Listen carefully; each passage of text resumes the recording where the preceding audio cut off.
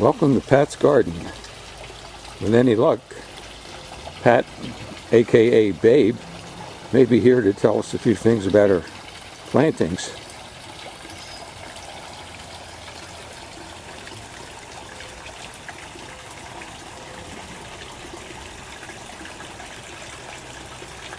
Oh, look who's here. Hi, I'm so glad you could join me today. Our garden, I think, this year is really spectacular. Yes, you'll see a lot of little weeds coming through the mulch, but I wanted to share it with you when it was pretty much in its peak of performance. Some of our azaleas have already come and gone with their flowering, but hopefully there'll still be enough for you to enjoy. Through the years, Roy and I have added and taken away, and a lot of plants have died.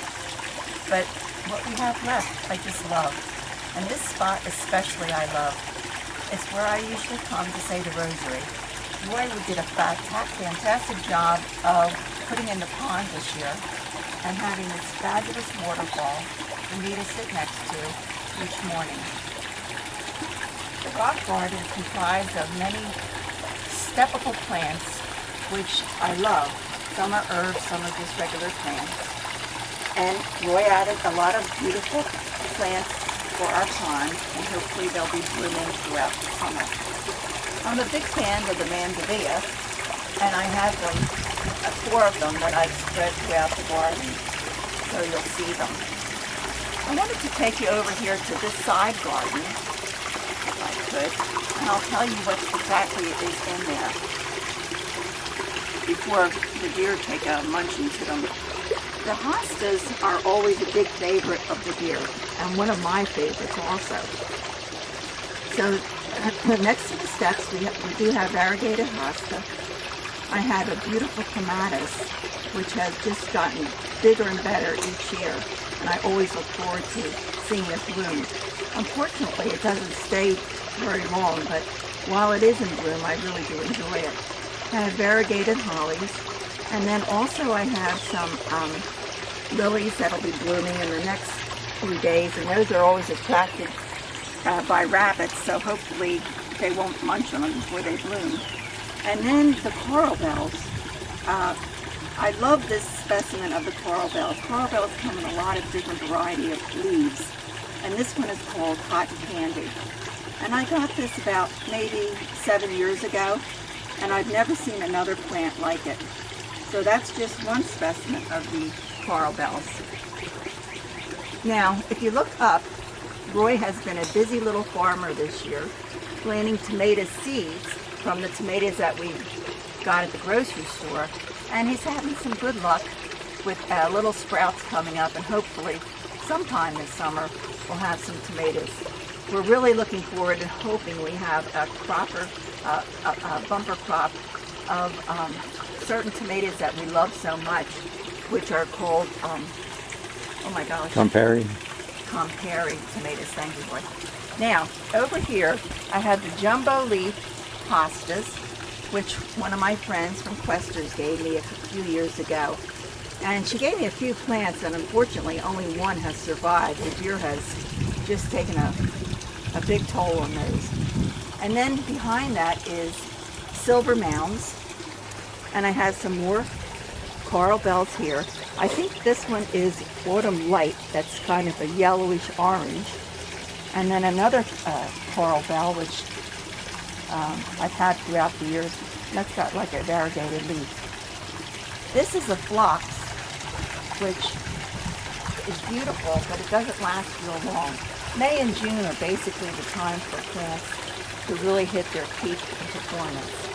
And this red leaf coral bell I just love, and I have them planted out there. Here's another mandevilla, which is red, and that will get so big throughout the summer, and it'll just be so pretty from the golf course and from looking out from our home. This is holly. I have 3 different hollies here, and hopefully they'll pick up through the summer. And this is another form of the mandevilla, which I'm not sure what those leaves are. It's kind of like a banana leaf, but I don't really think they call it that. But it's supposed to get pretty large, and my daughter Gina is looking forward to having that as an addition in her home in the fall. So over here is our little fairy garden, which I got this year for my granddaughters. I thought they would enjoy watching it grow throughout the summer. And then here's the second level of the pond with a small waterfall. And I love statuary, so we added a little statuary of a boy and a girl sitting under an umbrella. I guess they lost their fishing pole, but hopefully, you know, and then there's some fish, if you can catch them, in the pond. We have 5 of them. Roy bought 5 goldfish, one for each of our grandchildren. And we asked them to name them. So far we haven't heard what they decided on, but I guess they'll come up with something within the next few weeks. And here's some more of this. Here's my roses.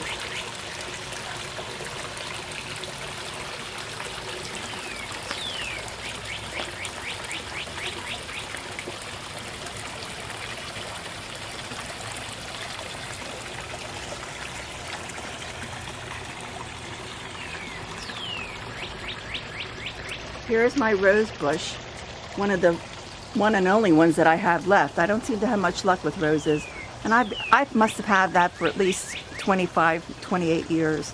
It's a beautiful shade of corally pink, which I just love. And behind it, this is Roy's pride and joy.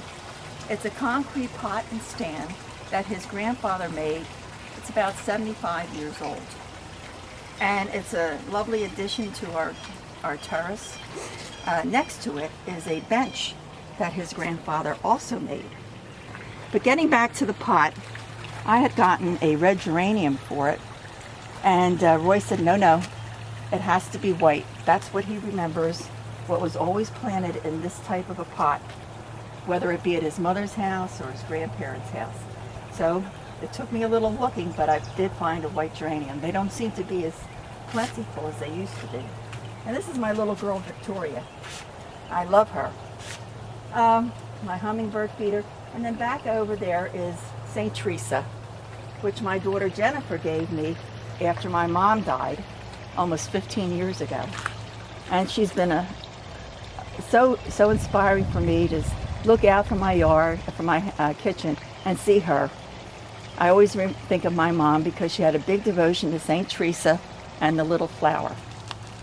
And next to her is yarrow. It'll produce a yellow flower soon.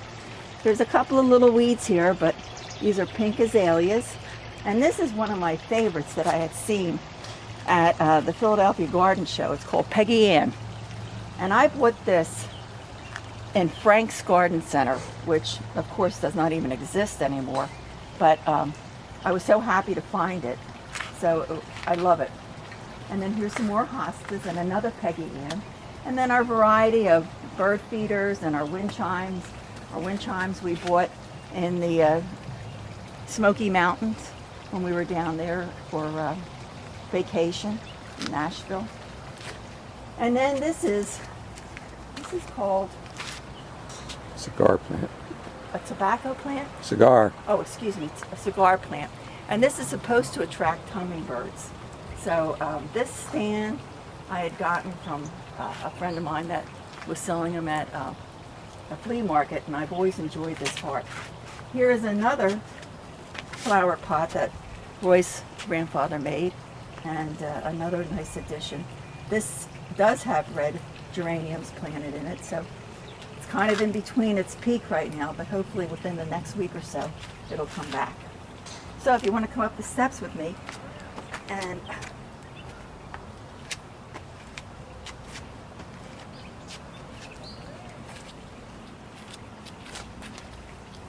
welcome to my terrace. I just love this terrace, and we've had this, I'm going to say, for about 25 years. We've had a little Italian man came and put it in, and along with the pathway, and we've enjoyed it ever since. This year I got a lot of plants that are tropical, especially like this big leaf, I think it's called an elephant ear, but I'm not positive. That, and then begonias, Gerber daisies. Our daughter Jennifer gave us a couple of black petunias that we haven't really found a spot for them yet, but we will. It's a nice addition. Another one of these small mandevilla plants with the leaves. Cocopelli. Do you know Cocopelli came from Sedona? When we went on our trip to Sedona one year, of course, you know, I have to pick things up, so got that. And then this is another big leaf plant that should get to be about 6 to 8 feet tall. This is a hibiscus. Unfortunately, there's not a flower blooming today, which I'm sorry that there isn't, because they're absolutely beautiful. It's yellow with an orange center. And then here is another big elephant plant surrounded by angel wings begonias and a kind of an unusual red geranium, which I hadn't seen before. I picked that up in Lancaster. Has some wonderful plants that you don't often see around here. And then here is our, like what we like to call it, our table for two. We often come out here at night and have our dinner together and just enjoy everything. We enjoy seeing the golfers, we enjoy seeing the birds. Most of all, we love the sunsets that we see here every night. And then if you continue on, we start to come into our vegetable and herb patch. Living here, we're not allowed to have vegetables in the ground, so we have to put them in pots. And this year we've done more than ever. We have a lot of tomato plants, a variety of them. Cherry tomatoes that are red. We have some golden tomatoes. We have, when we were in Mexico one year, we had delicious poblano soup, poblano pepper soup. So we got 2 plants of the poblano peppers, and we're hoping we have luck with them and that we can find a recipe to make the soup that we enjoyed so much in Mexico. And then I have sweet basil, I have pesto basil, I have Italian parsley, I have chives, I have rosemary, oregano. So that's good for me. And then there's a couple of empty pots over there for some of those small tomato plants that we showed you earlier that Roy has been growing in the laundry room. Then we come across some lavender, and then this big leaf dark plant that I got. I'm hoping it'll pick up. I've never had this before, and I'm hoping that I have success with it. And I love coleus, so I got coleus. And then another mandevilla plant and some succulents. One thing I always enjoy a lot is zinnias. And I'm hoping that I have success with these. I don't always have good luck with zinnias, but I love the flower, and I'm hoping that it'll take off this year. And we have some more plants. This plant is something new. I've never had that before. The nursery told me that they've only had that variety. It's kind of like a, I don't know. I forget the name. It's smaller leaves, and it's got a white furry texture to it. And and it's in that family, so I'm hoping that I have success with that. And it's supposed to get quite large. And as we take a tour around the front, you'll see one that's even bigger. And then this is another mandevilla, and then this is coleus, which is called Niagara Falls. It'll grow down over my pot, which will make a beautiful cascading effect and pretty to look at with the variegated colors. I love color and everything, either my house or my gardens. Once again, here's more coleus, big leaf coleus, and another begonia and another Gerber daisy. And then this I saw at a garden center near here, and this is a cactus that I couldn't resist. It doesn't look so great right now, but I sure hope that it perks up over the next week or so. And then here's a little flower pot that I made up of coleus and petunias. Lower level garden and the back part of our garden. This garden just is gorgeous this year, in my opinion. It's got some beautiful encore azaleas, which Roy wanted it to have to remind him of the golf courses down south. Lots of color.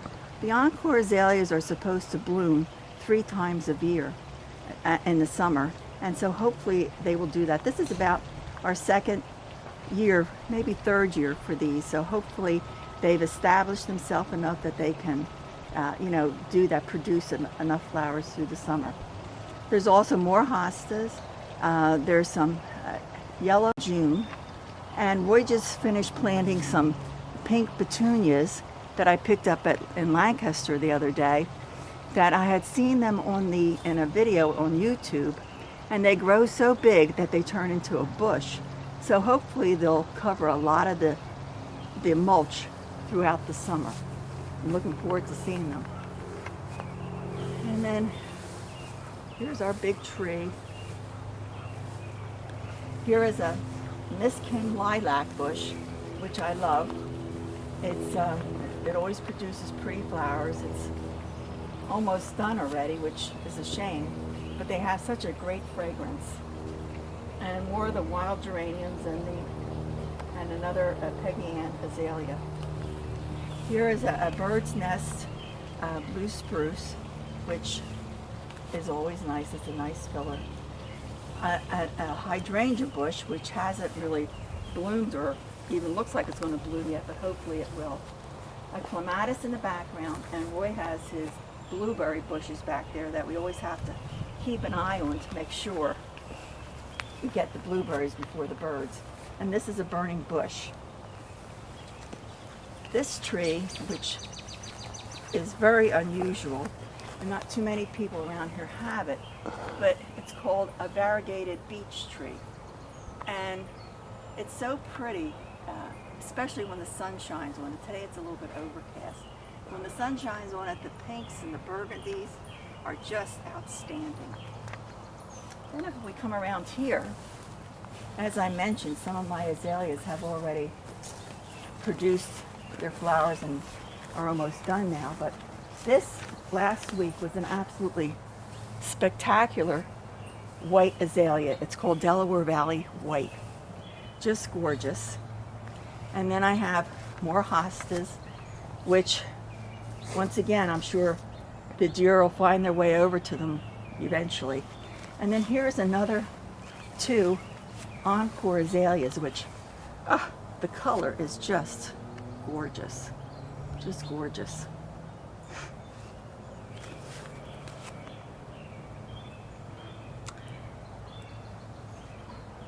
Okay, this is one of my special parts of my garden. I kind of call it my hidden garden or my secret garden. And in there is pink dogwoods. The biggest dogwood is the pink Cherokee Chief, which are very rare to find. We did have 2. One died a couple years ago, and we replaced it with this pink dogwood. And this year it didn't have one bloom. I was so disappointed. There's a rhododendron over here, which is red, and it's just starting to bloom now. It's just beautiful. So more hostas. Another beautiful azalea. And then my peonies are starting to come into bloom. Aren't they great? My bleeding heart, which is right behind and in front of the blue ball, the gazing ball, were blooming last week. They were just gorgeous. And my gazing ball, I just love. It always reminds me of my grandmother's house up in Quakertown. She always had pretty things like that. And then there's more of the wild geraniums, which I said is an herb. The rhododendrons that are over here, I bought when I worked at General Electric. How many years ago was that? Like 50 years ago. I remember getting them at Frank's Nursery, and they were $10 each. And they've grown into a spectacular size, even with all the trimming back that Roy has done through the years. And then we have a beautiful azalea over here, which is coral, one of our pride and joys, and probably one of our favorites. And here's a golf ball. And